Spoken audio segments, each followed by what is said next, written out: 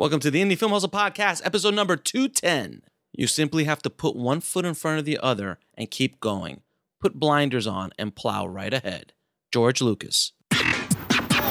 Broadcasting from the back alley in Hollywood, it's the Indie Film Hustle Podcast, where we show you how to survive and thrive as an indie filmmaker in the jungles of the film biz. And here's your host, Alex Ferrari. Welcome, Indie Film Hustlers, to another episode of the Indie Film Hustle Podcast. I am your humble host, Alex Ferrari. Today's episode is brought to you by Black Box. Black Box is a new platform and community for filmmakers that transforms them from being workers and people who work for others to being creators and owners of their own content and make passive income from the global marketplace. Black Box currently allows creators to upload stock footage once and get to many agencies, and then allows to share their passive income streams with other collaborators. It's quite revolutionary, and it's a great work-life hack for filmmakers and video creators. Think of it as a side hustle while you're getting your movies and your projects off the ground. For more information, visit blackbox.global. That's www.blackbox.global, and discover how you can start generating extra revenue for yourself. Today's show is also sponsored by Video Blocks. Guys, when I was shooting my show for Legendary Pictures, and I did that 96 pages in 4 days, I actually got into post and we used a lot of stock footage, stock sounds, and even some graphics from Video Blocks. They are an amazing resource. With your membership, you are granted the rights to use that footage forever, in perpetuity, on any projects you want to. So if you want to try a 7-day free trial, and by the way, anything you download during those 7 days is yours to keep. And if you decide to stay, you get 84% off the yearly membership. It is well worth it, guys. Trust me, if you do a lot of production, it is something you really need. So just head over to videoblocks.com/hustle. Now, you guys might hear it in my voice. I have been sick, very sick over the last couple weeks. It's been really rough holiday season for me and my family. My daughter's brought home this wonderful little bug, which then turned into another bug, and I am now on antibiotics. So my voice is a little bit more Barry White today, so enjoy it while it lasts. But that's why I've been a little slow with the podcast this week, but I'm here, and I wanted to get you out one more fresh podcast before the year is out. And this episode is an episode that's very dear to my heart, and one of my delusional fevers. I came up with the idea for this episode because it's so important, and it's one of the more painful areas of what we do, and it doesn't have to be. I'm going to go over specifically techniques that I've been using over the course of the last years to be able to work with people that you might not have a personal relationship with, and be able to work with them without having to kill each other. And then also how to work with people you have a personal relationship with, and not kill each other. And I think the second one's a lot tougher to deal with and a lot tougher to work with because you have a lot of inside information on each other. And I'm going to tell you a story about, how I lost a few friends along the way, and the differences between how I work now and how I used to work. Now, let's start talking about the creative process in general. We are creatives. We are people who have a lot of passion behind what we do, whether we be directors, cinematographers, screenwriters, any area, production designers, wardrobe, whatever. We're very passionate about what we do. And sometimes, people kind of cross into our sandbox. And that's where a lot of the problems start coming in. I think the biggest problem is miscommunication. And look, there's always going to be, and before I get into it, look, there's always going to be asses. There's always going to be people who are going to try to manipulate and do things and get their way and try to hurt you, or try to take you down because they want to move ahead. There's all sorts of different kind of political things. I'm talking about just a good, honest relationship, which happens, believe it or not, in this business. But I'll tell you a story real quick. Once I was working with one of my best friends at the time, and we produced a movie together. I was a director, he was the producer on it, and I was a producer as well. And it was the first big thing that he'd ever done. And I'd been around the block a little bit at that point.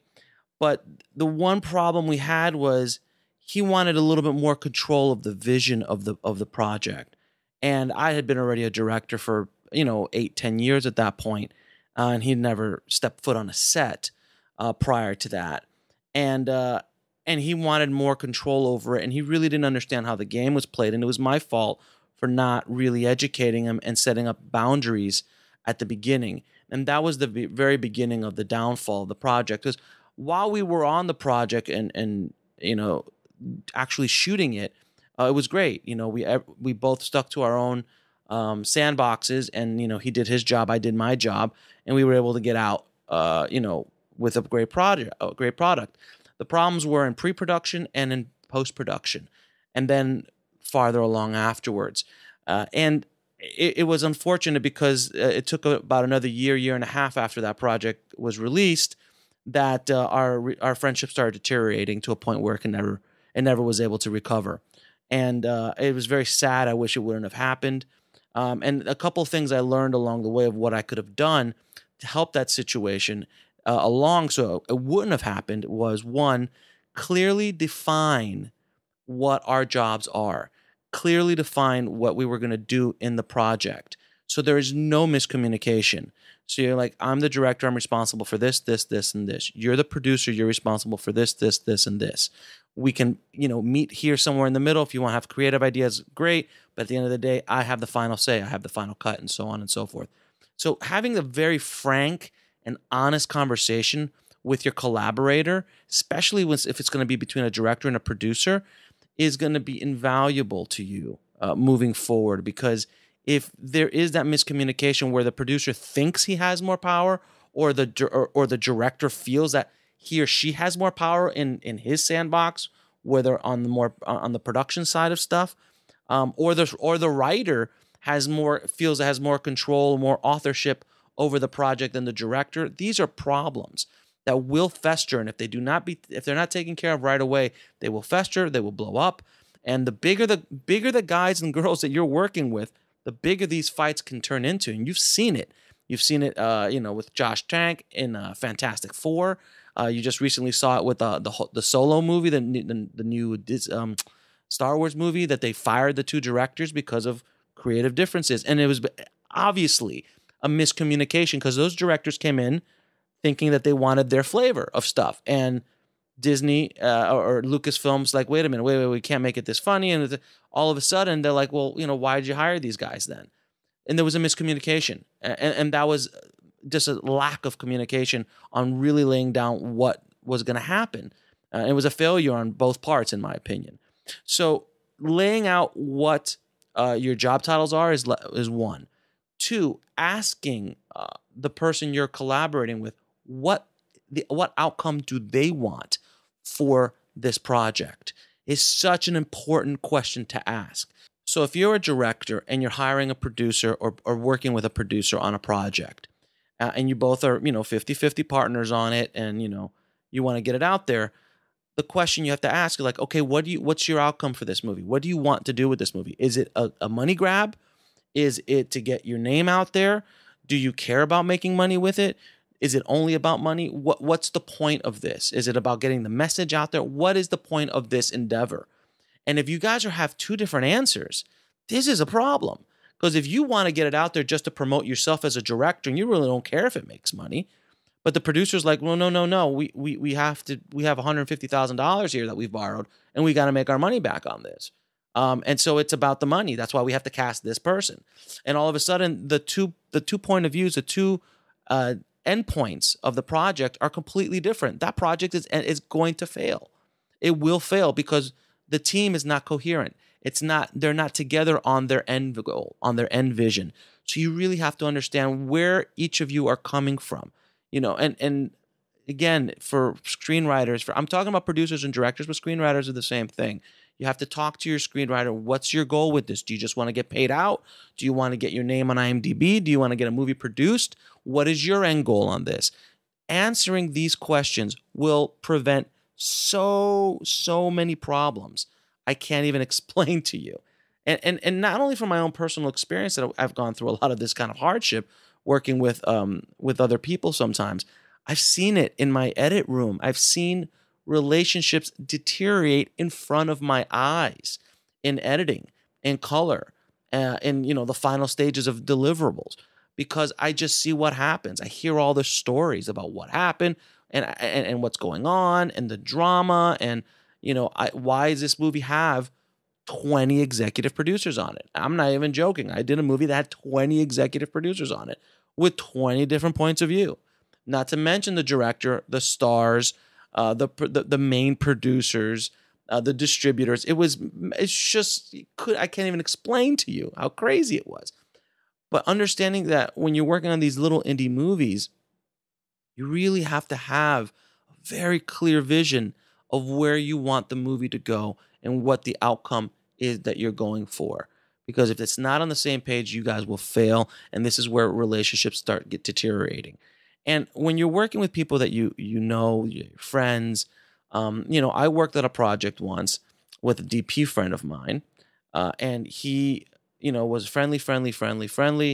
We'd known each other for a few years. He was coming on board, doing me a bunch of solids. And boy, I tell you, when I got on set, he was a complete ass. He was showboating for other people on the crew. He did not have my back. I had to kind of save it in color because I didn't feel that he did the greatest job he could in the project. And overall, I learned a big lesson that day. I was like, wow, not that day, that project, and that was the end. That was the beginning of the end of that relationship because of the way he treated me. And where I was in a very tough situation, he didn't have my back. And that was, again, a miscommunication. He had very different goals than helping me make my movie. He wanted something cool for his demo reel. And that was very evident with the way he shot it and his attitude towards me. He didn't care at all about my movie getting made or that I had put up a lot of money to make it. But unfortunately, it was. So these are hardships. These are things that they will not teach you in film school. These are things that a lot of people don't like to talk about. But it is the honest truth. And we hear about it every day. We hear about creative blow-ups every day. And those two main questions, I think, are what can solve a lot of pain and suffering from this process. You have to set up clear goals for what the movie or the project that you're working on is going to be, and that everybody is on the same page on how to sell it, how it's going to be distributed, what the end goal as far as money is concerned, how you're going to market it, and every other aspect of the production and making of the movie. You have to understand what those goals are. And secondly, you have to set up very clear divisions of labor. On a professional set, this is not a problem. The director is the director, the DP is the DP, the producer is the producer, the production designer is the production designer, and so on. But on indie movies, a lot of times you're not dealing with very seasoned professionals. You're not dealing with guys who've been doing this or girls who've been doing this for 20 years. You're going to be dealing with new people, and that's where the problem lies. So you've got to be very clear as leaders in your project, whether you're the producer, the director, or both. You really got to lay down the law and go, this is what you're responsible for, and you've got to do it. Sure, sometimes things will overlap. Like when I work with a DP, there's directors who work with DPs in a way that they're like, I don't even want to know what the lens is. I don't even want to know about what the camera is. Just show me the picture when it's done, and that's all I care about. Unfortunately, I'm not that kind of director. I'm a director who can speak the same language as a DP because I've shot myself. I'm very tech heavy since I'm doing the post. I'm on top of them in regards to things. So I'm much more. I cross into the DP sandbox a lot more when I work with a cinematographer, and we collaborate a lot more. So it all depends on what kind of director and DP you are. But then you got to make sure you find a collaborator who's willing to do that. There's other DPs who's like, get out of my sandbox. I'm like, well, then we can't work together because that's not the way I work. So you have to have these conversations beforehand, because if you don't, imagine getting on set and you want a little bit more control over the lights or camera or lenses, and the DP's like, get out of my side, kid. I'm going to do whatever I'm going to do, and that's the end of it. That happened to Steven Spielberg when he first started out. He was dealing with a lot of these big, old, salty DPs, and he was really trying to get into it, and they wouldn't even talk to him. especially, working on, on television in the 70s. So it happens. It definitely happens. But to have these conversations, if you have the sense of power, but if you have the power, and in these indie projects, you should be very clear about what those divisions of labor are. And if you can answer those two main questions, a lot of these painful situations can be eliminated from your filmmaking journey. So I hope this episode helped you out a little bit, guys. It was a short one, but it's something I really wanted to get off my chest and wanted to see if I could help you guys out a little bit as well, because I know somebody listening right now is going through this as we speak, or has gone through it recently, or will go through it in the near future. So I hope it helped you guys out. Now, I want to give a shout. I want to give a call out to anybody in the Indie Film Hustle tribe. I'm going to be going to Sundance this year, coming up in a few weeks, and I am looking for a sound person. I'm looking for a sound person, preferably if they live here in LA, which would be great. And we're going to be able to fly you out to LA to hang out with me and the tribe, our crew and everything. We're going to be shooting a bunch of interviews out there for Indie Film Hustle, and we're looking for a professional sound person that can come out and help us out for like 4 or 5 days. So if you guys are interested, if anybody out there, fits that bill, please email me at ifhsubmissions@gmail.com. Send me your resume, send me links to your website, your IMDb, and everything like that. Preferably if you have some feature experience, interview experience as well, that'd be great. But again, just email me at ifhsubmissions@gmail.com.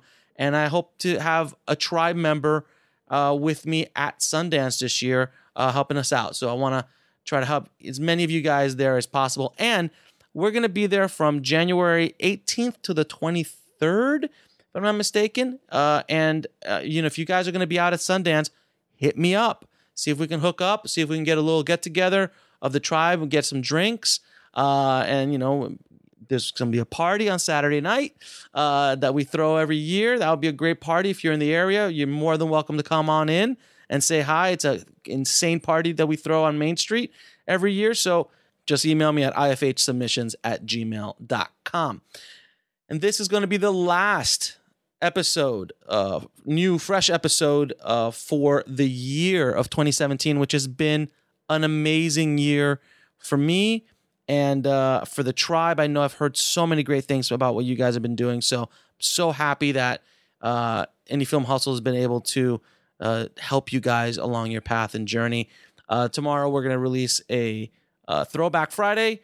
And then Monday, we have an epic New Year's Day episode, which I'm going to be recording tomorrow. And the surprise guest is a big, big, big deal in the world of getting you up off of your ass to go do something. So I cannot wait to share that news with you as well. And don't forget, Monday, New Year's Day, starts the Ask Alex show on YouTube. Every day, I'm going to be releasing a new episode of the Ask Alex show. And that will be for 31 days, where I'm doing a consulting session with members of the tribe. And so we'll be going a question a day. Sometimes the questions are 2 minutes, sometimes they're 10. It all depends on the situation. So it's a lot of great information. I had a ball doing it. If it's something that you guys want to see more and more of, let me know. I'll know by how many likes I get on YouTube. I'll know by how many views I get on YouTube. If you like it, share it, get it out there. But it's going to be at indiefilmhustle.com/YouTube, and it'll go right to the channel. And I got all sorts of other crazy stuff coming up for the new year as well, guys. So thanks again for an amazing 2017. The growth of Indie Film Hustle has been amazing, and I'm so happy that we're reaching more and more people around the world. So thanks again. As always, I am humbled, always humbled to serve you guys on your filmmaking journey. As always, keep that hustle going, keep that dream alive, and I'll talk to you soon. Thanks for listening to the Indie Film Hustle podcast at indiefilmhustle.com. That's INDIEFILMHUSTLE.com.